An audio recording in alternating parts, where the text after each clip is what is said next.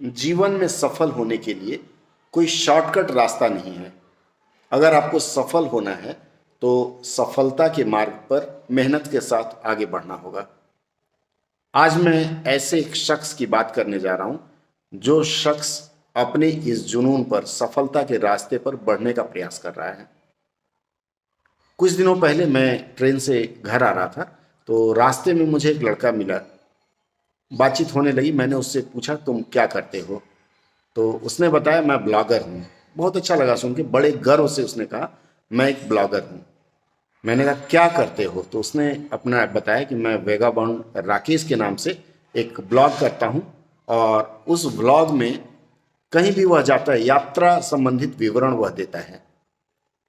मैं उसकी बातचीत से इतना प्रभावित हुआ, मैं और उससे अधिक बात किया। मैंने कहा अच्छा ये बताओ कि तुम वीडियो शूट कैसे करते हो, तो उसने बताया कि ऐसे ऐसे आधे घंटे में करता हूँ।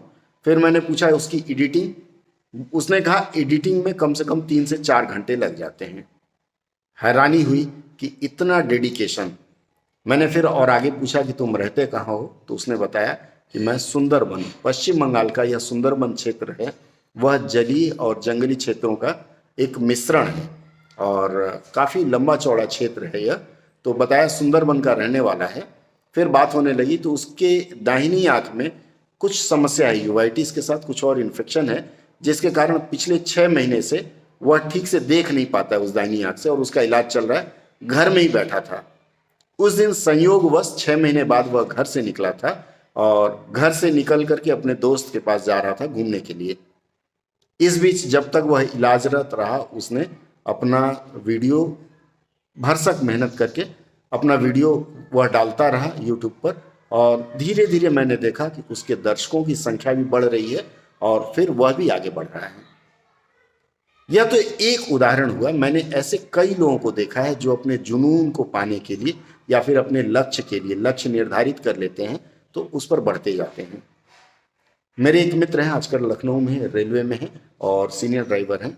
आज से लगभग 15 साल पहले जब तैयारी कर रहे थे तो कई बार होता है कि आदमी तैयारी कर रहा है, सफल नहीं हो पा रहा है, या फिर परीक्षा का परिणाम देर से आ रहा है।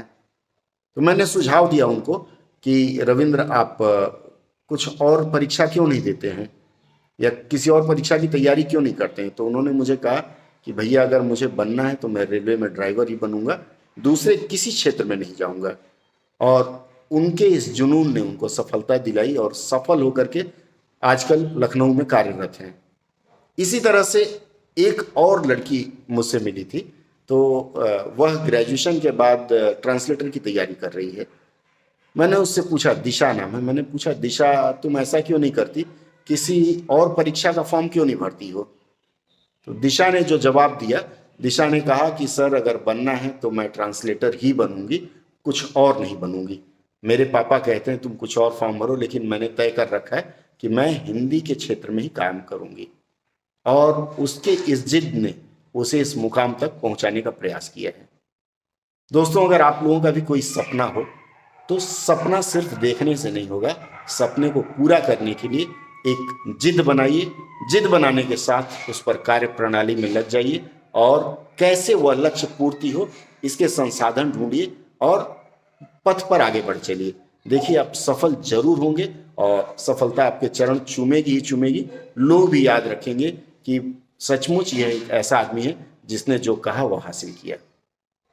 जुड़े रहिए हमारे साथ। राकेश के वीडियो का भी एक लिंक दे रहा हूं, आप उसको देख सकते हैं। अगली चर्चा में फिर कुछ नई बात लेके आएंगे। तब तक के लिए अगर यह सत्र अच्छा लगा हो तो अपने दोस्तों से भी साझा करिए और सब्सक्राइब करना ना भूलें।